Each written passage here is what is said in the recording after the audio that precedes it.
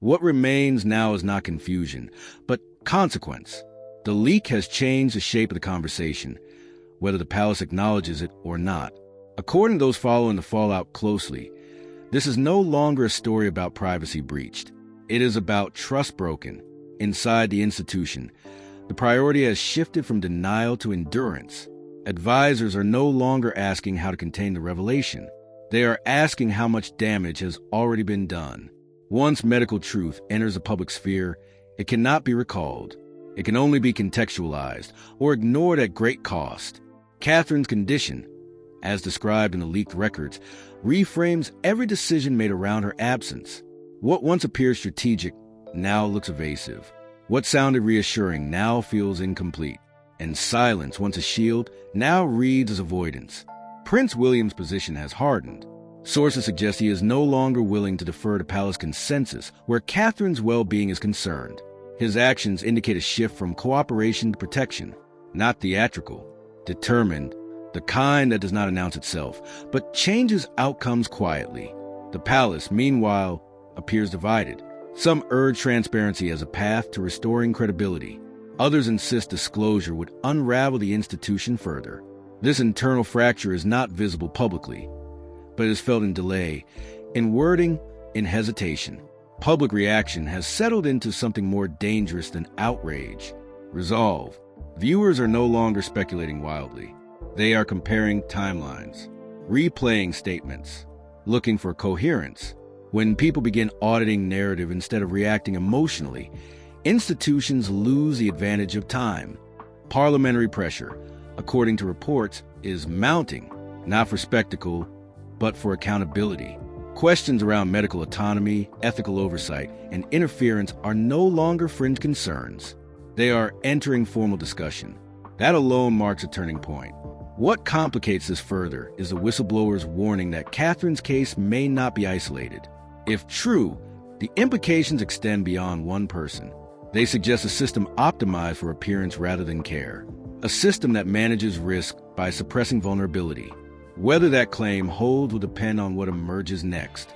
But suspicion has already reshaped perception. And perception, once altered, is difficult to reset. Catherine herself remains absent from view. That absence now carries a different weight. Not mystery, not intrigue, gravity. The public no longer asks where she is. They ask why she was ever denied clarity about her own health. The monarchy has weathered storms before. What it has not faced often is documentation. Records, timelines, codes. These do not fade like rumors. They linger. As for the name embedded in the files, analysts caution against certainty. It could be coincidence. It could be misinterpretation. Or it could be something the palace has not yet explained because it cannot. Speculation remains just that. But the question it raises will not disappear easily. What happens next will not unfold quickly. Institutions respond slowly when credibility is at stake. They wait. They test the public's patience. They hope attention shifts. But this time, attention feels different. Quieter, sharper, less forgiving. The story has moved beyond Catherine alone. It now asks what kind of system surrounds her, what it protects, and what it is willing to sacrifice. If you want to follow how this develops, with care, context, and a clear line between confirmed fact and emerging claims, choose another video on your screen now. What makes this leak different is not just what it contains, but what it confirms. For months, the palace insisted Catherine's absence was precautionary, temporary, routine. But the medical timeline now circulating suggests something far more prolonged and far more serious than ever acknowledged. According to analysts reviewing the metadata, the earliest flagged abnormalities appear years before her disappearance from public life. Not dramatic episodes, subtle indicators, fatigue markers, immune irregularities, neurological notes marked monitor. Each one logged, then deferred. Deferred becomes dangerous when repeated. What stands out is not a single misdiagnosis, but a pattern of postponement. Consultations requested, then redirected. External referrals suggested, then denied. Notes indicating escalation crossed out and replaced with phrases like observe and maintain schedule. Maintain schedule. Two words that appear again and again. Those reviewing the file say this is where the story turns. Because maintaining schedule is not medical language. It's operational language. It suggests a priority beyond treatment. Royal physicians operate within a unique structure. They are clinicians, but they also answer to protocol, to hierarchy, to an institution that measures risk differently than hospitals do. In this case, risk appears to have been defined as disruption. Disruption to optics, to continuity, to reassurance. One former clinician, speaking anonymously, described it as care constrained by choreography. Every recommendation filtered through consequence, not for the patient, but for the institution. This reframes Catherine's gradual withdrawal. What looked like retreat may have been containment, a way to manage visibility, while symptoms progress behind closed doors, a way to buy time. Time, however, does not stop biology. The records show fluctuations that should have triggered intervention. They didn't.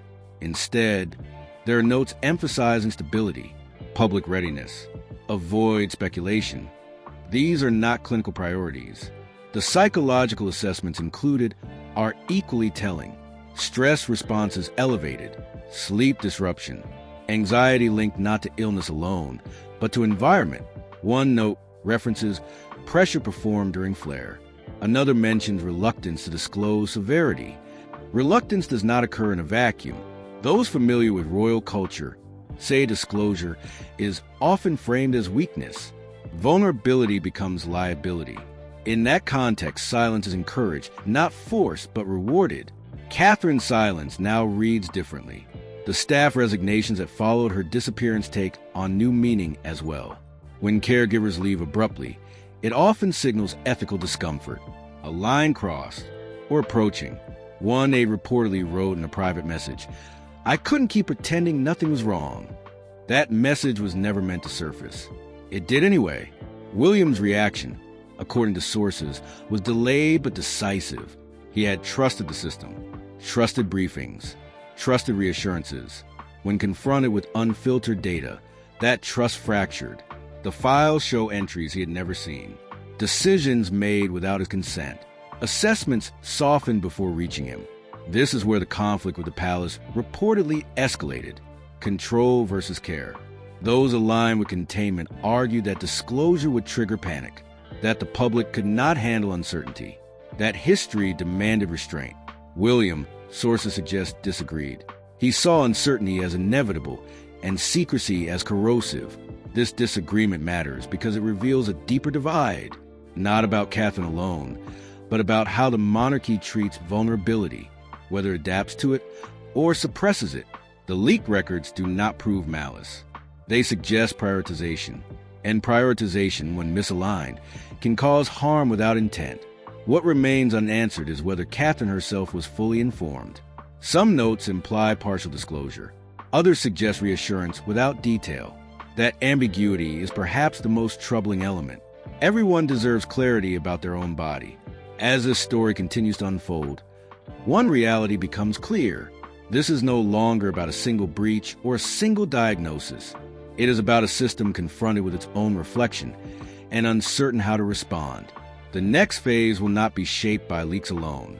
It will be shaped by what the institution chooses to acknowledge and what it still refuses to say. What began as a medical leak is now being treated as something far more consequential. According to sources tracking the fallout, attention has shifted from the diagnosis itself to the structure that allowed it to be delayed, managed, and possibly obscured. This is where the story deepens. Independent analysts reviewing the leaked material say the most alarming detail isn't the condition described, but the administrative trail surrounding it. Repeated annotations suggest concern was acknowledged internally, then redirected, not denied outright, redirected. That distinction matters. In several entries, physicians note the need for environmental adjustment rather than intervention. Others reference external perception risk alongside clinical observations. These are not standard medical priorities. They indicate a secondary filter at work. Reports claim this filter was not informal. It was procedural. According to a whistleblower account circulating among journalists, senior physicians were required to submit two versions of assessments, one comprehensive, One sanitized. The latter was shared upward. The former archived under restricted access. If accurate, this would suggest a system designed to compartmentalize truth. Compartmentalization protects institutions. It isolates risk, but it also fragments responsibility. This may explain why so many staff departures occurred without explanation. When responsibility is diffused, conscience becomes personal. Several former aides, speaking anonymously, describe an atmosphere where asking too many questions marked you as unsuitable. Unsuitable does not mean incorrect. Catherine's own awareness remains the most sensitive question. Some notes imply she was informed in stages. Others suggest reassurance without disclosure of full scope. One physician writes, "Patient expresses concern. Advise rest and reduced exposure." Another notes, "Further detail deferred pending guidance." Guidance from whom is not specified. Those familiar with royal protocol say this ambiguity is intentional. It preserves deniability. If no one is fully informed, no one is fully accountable. Prince William's response appears to have broken that cycle. According to multiple reports, once he obtained access to unredacted records, his approach changed sharply. Not publicly, privately. He reportedly questioned why external specialists were never consulted earlier, why symptoms flagged years prior were never escalated, why he had not been briefed directly. The answers, sources say, were unsatisfying. This tension reportedly spilled into meetings where priorities clashed openly, protecting the institution versus protecting the individual. One advisor allegedly framed disclosure as opening a door that cannot be closed. William is said to have replied that the door had already been closed on Catherine. That exchange, while unconfirmed, aligns with subsequent behavior. William began bypassing traditional channels, seeking independent opinions, limiting palace involvement. These are not symbolic gestures. They are structural ones. The palace response was cautious. No public correction. No internal admission. Instead, access tightened further. Information flow narrowed. Those closest to Catherine found themselves increasingly isolated. Isolation can be protective. It can also be controlling. Public reaction during this phase matured. Initial shock gave way to analysis. Viewers began comparing timelines, statements, appearances. The narrative stopped being emotional and started being forensic. Forensic attention is difficult to outpace. Media outlets began consulting medical ethicists rather than royal correspondents. The questions changed. Not what is wrong, but who decides what is disclosed? And when does protection become interference? These are uncomfortable questions for any institution, especially one built on discretion. The comparison to past royal health controversies resurfaced, not as accusation, but as caution. History has a way of reasserting relevance when patterns repeat. Analysts were careful to say the situation is not the same, but they noted echoes: delay, control, narrative management. The whistleblower known as Ashbridge, whose claims remain unverified, added fuel. His assertion that a protocol existed to manage destabilizing conditions rather than treat them transparently has not been corroborated, but the consistency between his language and the leaked annotations has raised concern. Concern does not equal proof, but it invites scrutiny. The palace has not directly addressed these claims. Silence may be strategic, or it may reflect legal restraint. Either way, the absence of clarification has allowed interpretation to widen. What complicates matters further is Catherine's absence from the conversation. She has not spoken publicly. She has not confirmed or denied. That silence could be protective or imposed. Without her voice, others fill the space, and they're filling it. Petitions for independent review are gaining traction, not radical demands. Requests for oversight, for clarity around medical autonomy within royal households.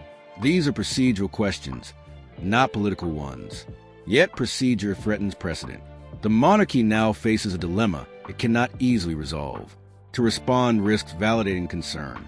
To remain silent risks reinforcing it. This is the point where stories become institutional tests. What happens next will likely unfold slowly, through inquiries, through selective disclosures, through shifts in behavior rather than statements. But one thing is already clear. The narrative has moved beyond illness. It is now about agency, about who controls information, and about whether care was ever the primary objective. The answers to those questions will shape not just Catherine's story, but the credibility of the system surrounding her. By this stage, the situation had moved beyond internal dispute and into institutional strain. According to observers monitoring the response, the monarchy was no longer trying to determine what had gone wrong.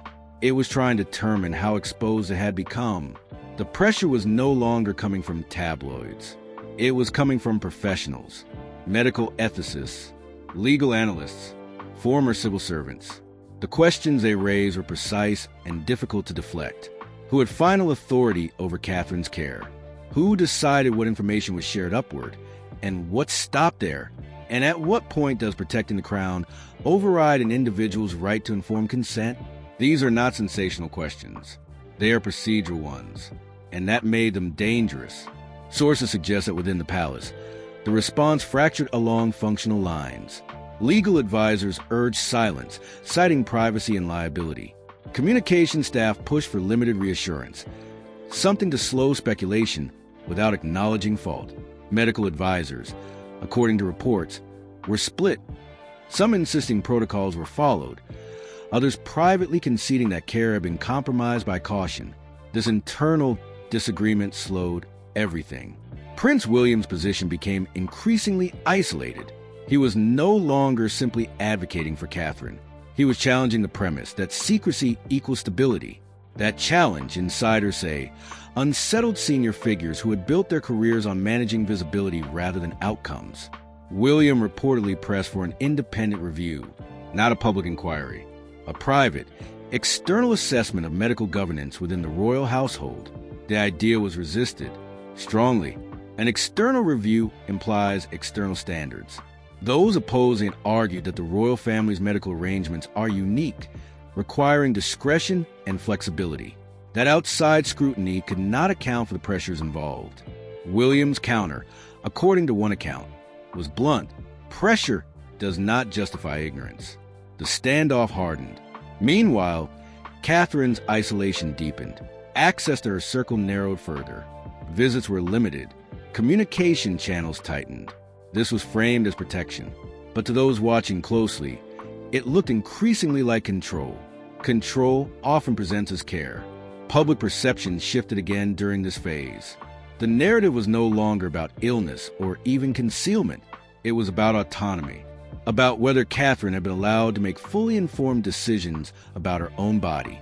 That question resonated beyond royal watchers. It resonated with anyone who had ever been told not to worry, only to learn later that worry had been warranted. Media coverage reflected this shift. Fewer speculative headlines, more long-form analysis, comparisons to institutional failures elsewhere, hospitals, governments, corporations. The monarchy was no longer being treated as an exception. It was being treated as a system. Systems could be audited. The palace's silence during this period was interpreted in two ways. Supporters saw restraint, a refusal to inflame a sensitive situation. Critics saw avoidance, a reluctance to engage with substantive concerns. Both interpretations gained traction. Reports claimed that behind closed doors, contingency plans were drafted, not for Catherine's return, but for prolonged absence. Scenarios were mapped, public schedules adjusted, language refined to avoid commitment. This planning reinforced the sense that the institution was preparing for endurance, not resolution.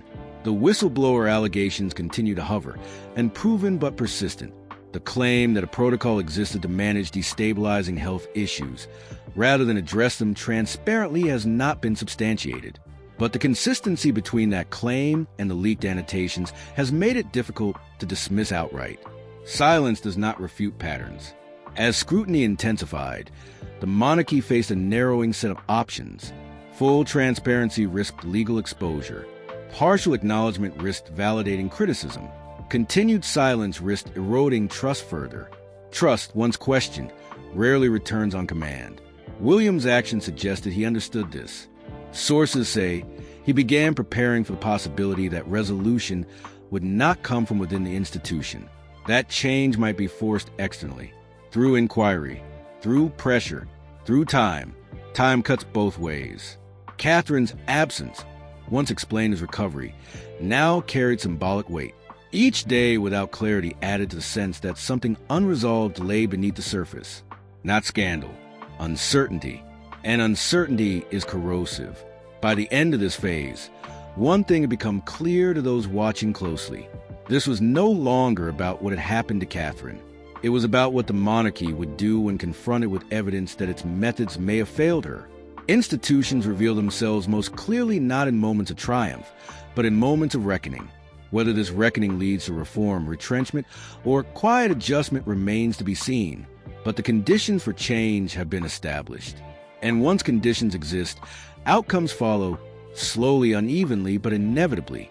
What remains now is not revelation, but reckoning. The leak has forced the monarchy into a position it rarely occupies, reactive rather than directive.